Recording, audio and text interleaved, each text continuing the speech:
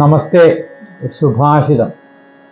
മരണാന്താനി വൈര്യാണി പ്രസവാന്തം ച യൗവനം കോപിതാ പ്രണതാന്താഹി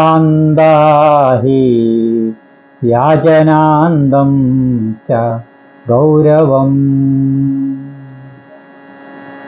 ഇതിൻ്റെ അർത്ഥം മരണത്തോടുകൂടി വൈര്യം, ശത്രുത ഇല്ലാതെയാവുന്നു. മരിച്ചു കഴിഞ്ഞാൽ പിന്നെ എന്താണ് ശത്രുത, അല്ലേ? അതിനുശേഷം പറയുന്നത് പ്രസവത്തോടുകൂടി യൗവനം ഇല്ലാതെയാകുന്നു. പ്രസവിച്ചു കഴിഞ്ഞാൽ പിന്നെ യൗവനം നഷ്ടപ്പെടുകയാണല്ലോ ചെയ്യുന്നത്. അടുത്തത് പറയുന്നത് കോപം, നമസ്കരിക്കുന്നതോടുകൂടി